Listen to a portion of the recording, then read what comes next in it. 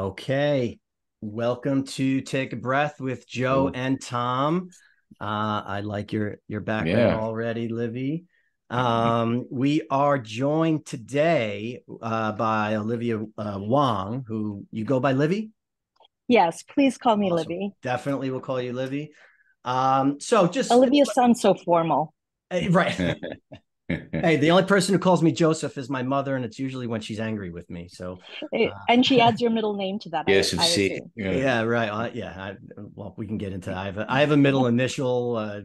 Long story, but anyway, it's not a name. It's an initial. It's like Harry S. Truman, Okay. but Joseph C. Singer, and no period after the C, which is totally bizarre. But that's another show. Um, like I said, welcome to Take a Breath with Joe and Tom. This podcast is really to help you take anything from 0 to 1 and all of the everything in between. And it's from building a business, career, family, hobby, whatever it is, whatever you're trying to get better at. And that's what we focus on. A lot of the hacks.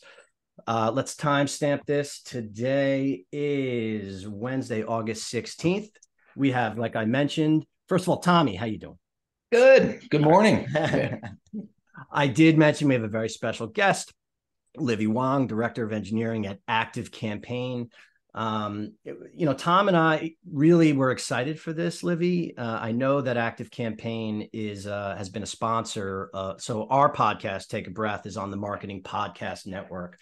ActiveCampaign has been a sponsor, and I recently is a sponsor. And I will at some point go over the deal that you have extended to us. But we did want to have you on. Tom and I are also founders of Merged Analytics. I'm not sure if you know what that is, but it's a tool that helps you get information about who is interacting with your digital brand, whether it's through email campaigns, social media, and then website clicks, all merged together.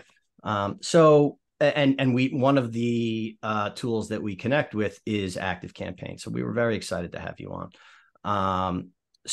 Well, Livvy, yeah, go if ahead. if you don't mind me adding, when I found out I was going to be on this podcast, I went back and I listened to old episodes, and Yeah. I am a big fan, Oh, actually. nice. I Awesome. love how you cover more than just, the marketing space or anything like that, but you're really invested in your listeners, um, you know, growing in other ways. And Totally. I love that. I really love that. Absolutely. I mean, we're all struggling with something, even if we on the surface look like everything is perfect. So that, that's what interests me is the process that people use to just keep going and keep pushing. So having said So that, true. so it sounds like you do meditate. Oh, yes, absolutely. So Active Campaign offers the Calm app as part of its Ah, Did not know that. wellness program, company awesome. wellness program. Mm-hmm. And I am a chronic insomniac. Wow. So I listen to it at night to go to sleep, and Mm-hmm. then I meditate in the morning. Usually, I Mm-hmm. try. Mm-hmm. I wish I could say I did it every morning. Mm-hmm. Um, I combine that with my physical therapy exercises because I work so hard on the computer. It's like caused a little Mm. thing We have where that. Yep. yeah, and Oh so yeah. I do this really awkward thing where I have to push my chin back and look way Mm, up in at the ceiling and stuff like that to get my neck used to moving in other ways than staring at a screen. And totally. I literally combine that and meditation, and it sets my day on the right path. It gives me a chance to clear my mind, get the kinks out of both my brain and my neck. Do So you I find really it value that. do you find it helps with productivity and creativity? I definitely find that it helps with um, approaching the chaos of the day Mm, with a clear mind. hmm. And there's always that reminder that you can take a breath.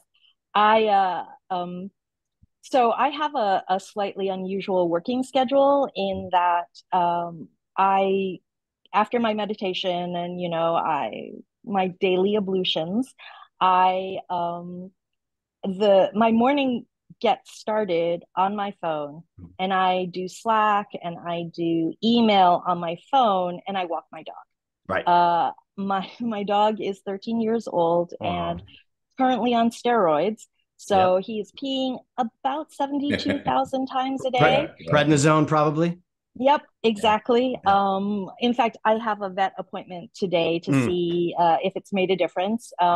Made a difference in his energy and definitely in his liquid output. So I walk the dog in the morning, and I take meetings and answer Slack. So everybody's kind of used to me. Do you work from home mostly? No, actually, I go into the office about 3 days a week, but never before 11 a.m. So my mornings are done outside, hopefully. I live in Chicago, so nice. I pray for good weather. In the summer, I'm always out, but I walk the dog and I talk to my colleagues. I run stand up that way. And like I said, answer email, answer Slack. And it's occasionally interrupted by my dog, who does believe that every other dog in this world is a challenge to his authority. And what kind of dog? We like to say he's a shepherd thing. He's a rescue. I don't know if you've seen the movie Prey, the Predator prequel on Hulu. I haven't. It's very interesting because they did a version entirely in Comanche, which is so cool. Definitely worth checking out. Although obviously you can see the English version if you prefer.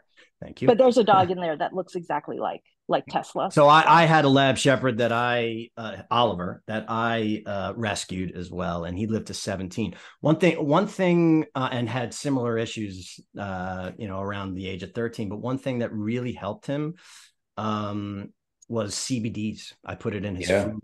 I have tried that. Yeah. But Tesla's neurotic, and apparently, and CBD seems to amp up the neuroses a little bit. Really, unfortunately, But he's on trazodone today because we are going to drive to the vet. Got it. All right. So I do want to get into ActiveCampaign specifically, but before I do that, I did read that you went to Harvard, and so what was your intention? At where you are now, is that what you set out to do, or did you have other? Oh my goodness, no! I went to. I don't normally talk about this, but I went to Harvard as a. So did Tom and I, by the way. No, I'm not. Oh. Just kidding. You would have done better than me. I went there as a biochemistry major. Wow. Actually, we don't even say major at Harvard. We say concentration. Nice. I concentrated in biochemistry, and I dropped out. Actually to start a software business a long time ago, and a very, very long time ago. I mean, so you and Mark Zuckerberg. More like Bill Gates was a closer contemporary. Okay. But another Harvard dropout. You know what? It's an interesting lesson. It was not the right school for me. I was not a fit for it at all. I felt like definitely a fish out of water there. No offense to the Harvard people who love it, but it just wasn't for me. And I think that is a lesson that I have carried with me throughout my my career. I started at a time when there were very, very few women in technology, where I was consistently the only woman in the room. Not just the only woman, but certainly the only woman engineer in the room. And so that must have been tough. It was. It's probably what honed this little bit of a pit bull that I have inside of me. I definitely tilt against authority. I know that there are people in ActiveCampaign who sometimes wonder, oh my gosh, maybe she should have a little bit more fear and stop saying whatever comes to her mind. But Love that. one of the things I love about ActiveCampaign is that they have given me the opportunity to be who I am. They have encouraged my fearlessness. Mm-hmm. And so I think if there's a piece of advice that I would give to anyone out there is it's so important to truly feel like you can belong and can be yourself wherever you work, whatever you do. That wasn't something that I figured out until after dropping out of undergraduate. So. I love that. I'm going to have my 8-year-old daughter watch that piece. Exactly what you just said. She'll love that. Yeah. I love that. Yeah. And that's a segment I'm definitely going to cut out and have on its own, because how many people do we know who go to work and they're one person and then come home and they're a completely different person and they hate one of those people? I mean, maybe, but not always easy to separate. I haven't heard too many people talk like that, and I love that. And good for you. Thank you. One of the things that I keep reading in the notes, though, is the idea of teams, and specifically. So Tom and I actually have a CRM background. We had another business that we ran for 20 years.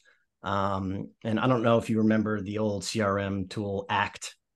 Yes. Okay. Yes. Okay. So Tom and I, and don't judge us when we tell you this, but so back in the late 90s, Lotus Notes was still, have you heard of Lotus Notes? Okay. Of course. I was in Boston. Okay. We used to make fun of it, but everyone does. Everyone does. But we sold. It was our tool, Act for Notes. We renamed it V Mobile. It was Vigilus, and what? So, we sold. One of the things I love about Merge Analytics is you sign up, you start using it in 3 minutes. Whereas we would sell CRM tools, and it would be a year before it got deployed, if it ever did.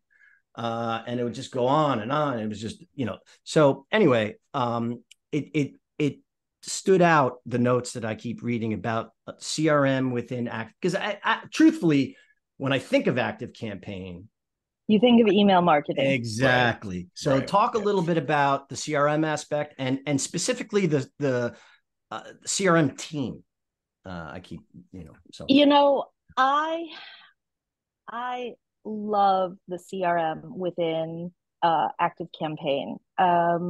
And the reason that I love it is what I tell everybody on my team, especially when they first join the team, which is that in ActiveCampaign, the CRM is the inflection point where our customers' marketing leads, become real people to them.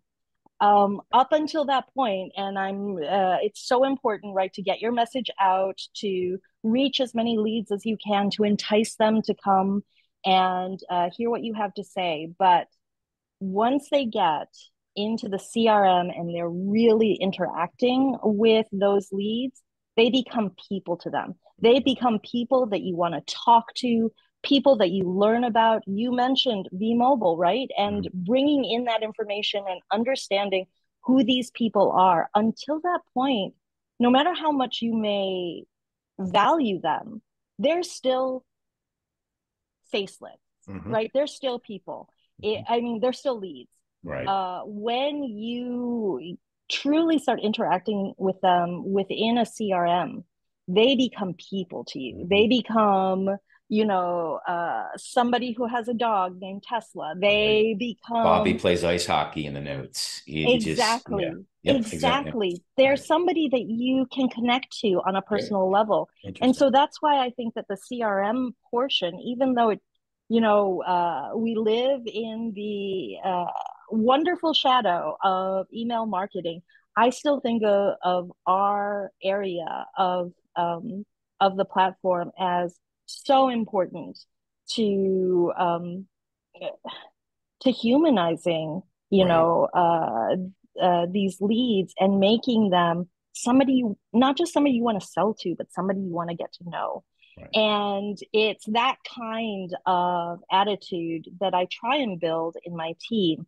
I'm not going to lie, we've had some hard times, and I always, when people tell me, well, how are you doing? I know that, something rough has happened. And I always say, it's been a week, but fortunately, I am on the team that is proud to be known as the team that cries, right? We are a team that is built around vulnerability, around support. We wrote a team charter where we listed our 3 team values as kindness, communication, and resilience, right? And all of that is mostly built around kindness to ourselves, kindness to our customers, kindness to the people that we work with. And it's just so fundamental to the team.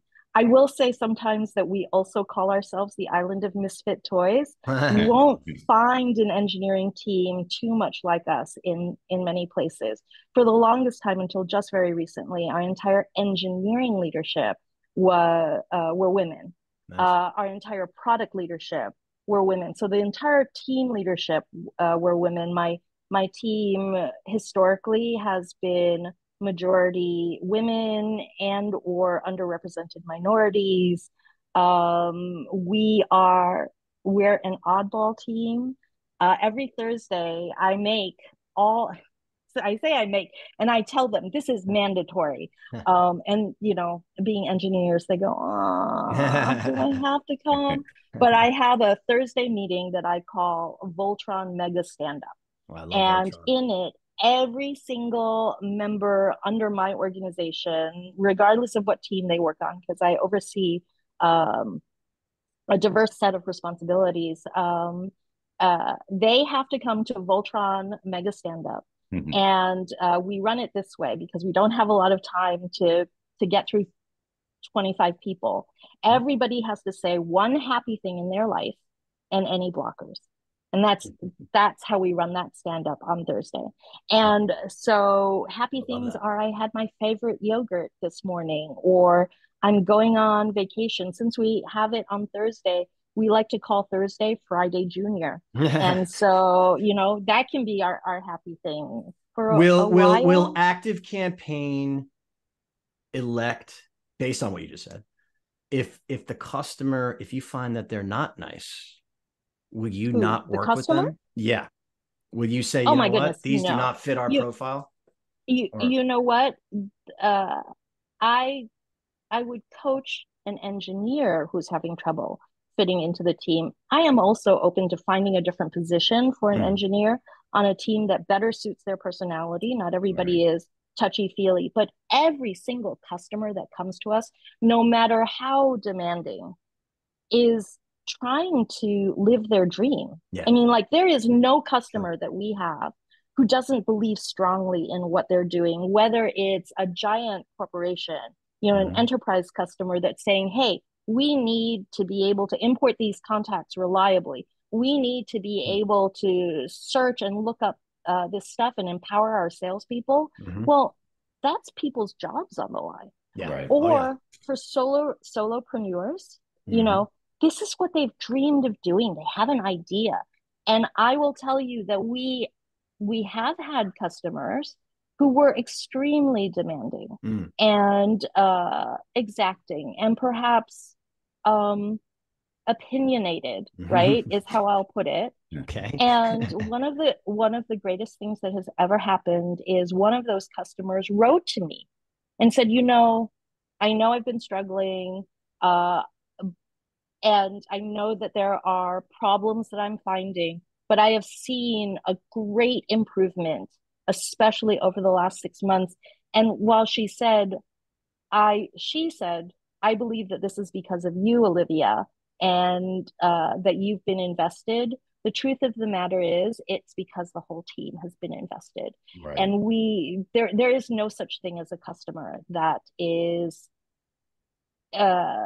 somebody we won't work with, because once again, part of that kindness is understanding that they're so upset because this is their life. Absolutely. This is their dream. Like right? we said, everybody's fighting something. So you have exactly. empathy rather than say, you know what, I don't want anything to do with you.